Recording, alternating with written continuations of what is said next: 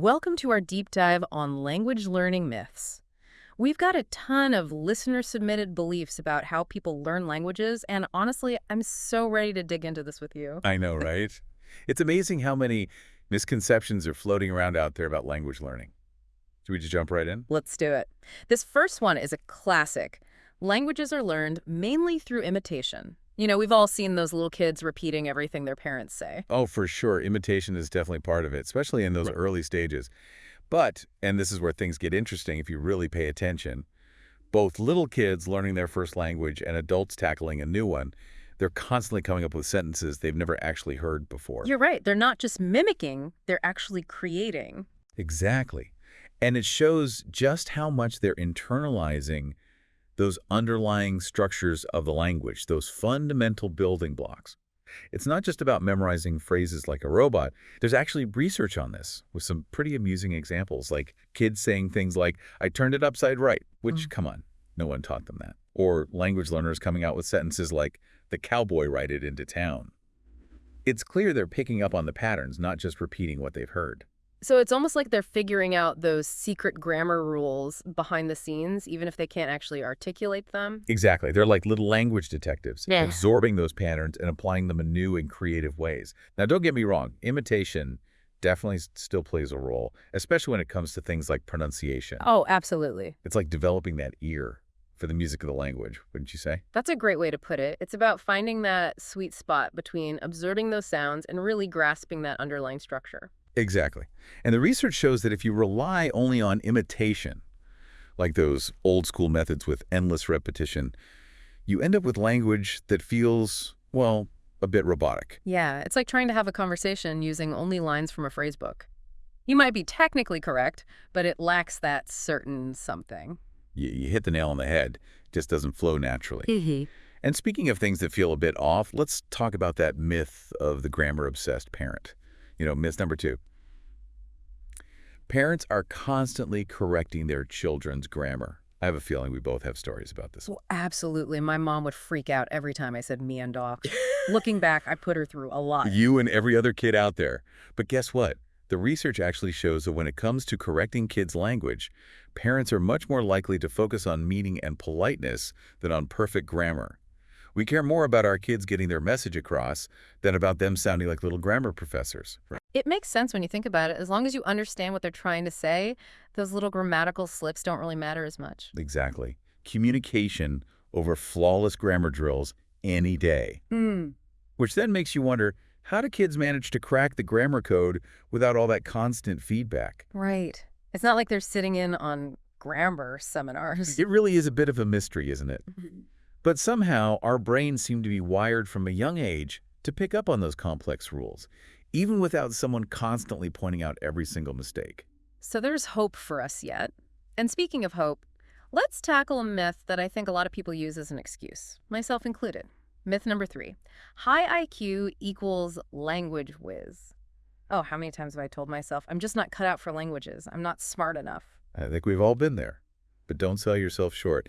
It's true that analytical intelligence, that book-smart kind of intelligence, can be helpful. Sure.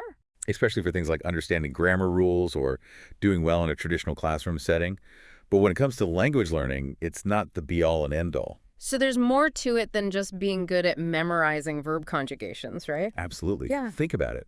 Being able to actually communicate in the real world, that takes so much more than just knowing the rules. It takes things like, I don't know, motivation, different communication styles, even just being aware of cultural differences. All that plays a role. It really is so much bigger than just being book smart. It's like they say it takes a global village to raise a language learner. Okay, this next myth is one that I've definitely struggled with. Myth number 4. Motivation is everything. Yeah, I hear that. Like you need that fire in your belly to get you through those verb conjugations. Right, absolutely. Motivation is huge. It's what keeps you going when you hit those inevitable bumps in the road. But it's not quite as simple as just saying, be motivated, Oh, I know it. The research actually makes a really interesting distinction between intrinsic motivation and extrinsic motivation. Okay, break it down for me. What's the difference? So picture this. Intrinsic motivation, that's that pure internal drive. You're learning the language because you genuinely love it, Maybe you're fascinated by the culture or the way it sounds, or maybe you just love that feeling of being able to express yourself in a whole new way. Yeah, I love that. It's powerful stuff, but unfortunately, it's not really something a teacher can just hand to you. It Yeah. has to come from within. It's that spark that makes you want to devour everything about that language, books, movies, music, just because you can't get enough of it. Exactly. You said it. Now, extrinsic motivation, that's a different beast. It's about those external rewards. Hmm. Like maybe you're motivated by acing a test, getting a promotion, or even just impressing someone at a party with your language skills. Right. And don't get me wrong, those can definitely be effective motivators too, Hmm. especially in the short term. But they don't always have that same staying power as intrinsic motivation. So if someone's listening to this and they're thinking, okay, but how do I find that intrinsic motivation? How do I get that spark to ignite? What would you tell them? That's the million-dollar question, right? I think it really helps to go back to the basics. What drew you to this language in the first place? Was there a certain book you loved, a movie that captivated you, a longing to connect with a particular culture? Think about those initial sparks and find ways to weave them into your language learning. Oh, I love that. So it's about making it personal, finding those touch points that resonate with you on a deeper level. Absolutely. It's like creating your own little language learning playground. Make it fun, make it meaningful. All right, are you ready for another big myth? Hit me with it. Okay, myth number 5. Earlier is always better when it comes to language learning. That whole start 'em young philosophy. Oh, yeah, you hear that one everywhere. Is there any truth to it? It's funny because there is some truth to it, but it's not quite as black and white as people make it seem. Makes sense. If the goal is to achieve that true native-like fluency, that can't even tell the difference, level of mastery, then yeah, early and consistent exposure is a huge leg up. But, and this is a big, but early second language learning should never, and I repeat never, come at the expense of the first language. Oh, that's a good point. It's like they say, you can't build a strong house on shaky foundations, right? Exactly. A solid foundation in the first language, that's actually the best possible springboard for learning a second language. They actually support each other, which is pretty amazing. So it's not just about having a bilingual brain, but about making sure that brain is strong and nurtured in both languages. You got it. Now, for all of us out there who didn't grow up in bilingual households, does that mean we've missed the boat completely? Not at all. Research shows that with the right approach, older learners can absolutely thrive. Okay, that's reassuring to hear. So it's not necessarily about when you start, but more about how you go about it, right? Finding those methods that click with your brain. You nailed it. Consistency is key, along with quality of learning. Those factors, they're going to trump a few early years of just casual exposure any day. Okay, how about we tackle a myth that I think trips up a lot of language learners? And I'll admit, I'm guilty of this one too. Myth number 6. Most errors are due to native language interference. You know that feeling when your first language is like a pesky little sibling, always trying to butt in and mess things up? Oh, tell me about it. It's like my brain is having a constant linguistic tug of war. I feel you. It's so common. And you know what? It's actually got a name. It's called cross-linguistic influence. And honestly, sometimes it can actually be helpful. Helpful? Really? I always think of it as the enemy. How can it be helpful? Well, think about things like cognates, those words that are similar across languages because they come from a common root. Recognizing those connections can actually give you a head start with vocabulary, which is pretty cool. But you're right, cross-linguistic influence can definitely lead to some pretty funny errors, too. But here's the thing that always gets me. Learners from completely different language backgrounds, they often make the same kinds of errors when they're learning a new language. You know, now that you mention it, I've definitely noticed that. So if it's not just our native language holding us back, what's going on there?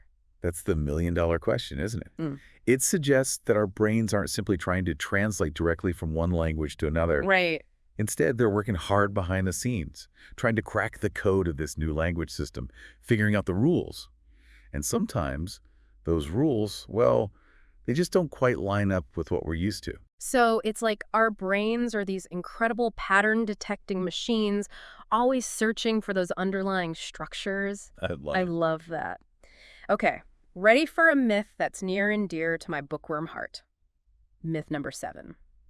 Reading is the absolute best way to learn vocabulary. Now, don't get me wrong, I could get lost in a good book for days. But is it really that magical when it comes to language learning? Oh, it's definitely up there. I mean, reading is amazing. It exposes you to a ton of new vocabulary and context, and we know that's how we naturally acquire language, right? Right. But here's the catch, and this is where the myth kind of unravels a bit. Research has found that there's a bit of a catch-22. You actually need to know a fairly high percentage of the words in a text already in order to effectively guess the meaning of new words from context. So it's like having a treasure chest full of vocabulary, but you need a certain number of keys to unlock it. Yes. Context is definitely king, but you need some existing vocabulary to help you decipher those new words, those hidden gems. That is such a perfect way to put it. It's not just about passive absorption. It's about being an active participant in the process. So what does that look like in practice? How can we make reading a more active part of our language learning? Picture this. You're all cozy, curled up with a captivating book in your target language, and you stumble upon a word you've never seen before. Instead of just glossing over it, you take a moment to really engage with it. Look it up, jot down the definition, maybe even make a flashcard. I love that. But here's where the real magic happens. You then make a conscious effort to actually use that new word, maybe in your own writing or even in a conversation. It's about taking it off the page and bringing it to life. It's like you're taking ownership of those new words, adding them to your own personal vocabulary toolbox. Exactly. Okay, one last myth to tackle before we wrap things up. Hmm. How about this one myth number 8? Perfect pronunciation means mastering every single sound. Oh my gosh, yes. I have struggled with this one. Trying to make my mouth do things it doesn't want to do. Oh, I feel you. We've all been there, right? Some sounds just feel impossible at first. Absolutely. So, is it really all that important? Do we really need to sound exactly like a native speaker? It's a great question. And you know what the research actually says? It's not about hitting every single sound perfectly. What matters more for clear communication is mastering what I like to call the music of the language. The music. Tell me more. I love that analogy. Well, think about it. Every language has its own rhythm, its own way of stressing certain syllables.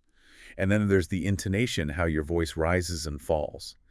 Those subtle cues that can completely change the meaning of a sentence. Oh, absolutely. You can say the same sentence in so many different ways just by changing your tone of voice. Exactly. And those elements, that musicality, that's what really brings the language to life. Hmm. It's what helps people understand you, not just on a word-for-word level, but on an emotional level, too. So it's more about capturing the essence of how the language flows rather than trying to erase every trace of your own accent. You got it. And let's be real, even within a single language, there are so many different accents and dialects. It's part of what makes language so fascinating. So the goal shouldn't be to sound exactly like someone else. It should be to find your own voice within that language. I love that. It takes the pressure off needing to sound perfect, which honestly can be so intimidating. Oh, totally. And it allows you to embrace those imperfections because, let's be honest, that's part of what makes language so human. It's true. Even native speakers have their own quirks and habits when they speak. Exactly. Language is alive. It's constantly evolving. So as long as you can make yourself understood and engage in those meaningful conversations, that's what really matters. I love that takeaway. It's about connection, not perfection. So as we wrap up our deep dive into these language learning myths, is there one final thought you'd like to leave our listeners with? I think the biggest takeaway here is that everyone's language learning journey is going to be different. There's no magic formula, no one-size-fits-all approach. So don't be afraid to experiment. Try different things and find what clicks for you, what sparks that joy, what makes you want to keep coming back for more. That's such a great point. It's about finding your own path, your own rhythm. So to all our listeners out there, keep exploring, keep playing with language, and most importantly, have fun with it. Thanks for joining us on this deep dive.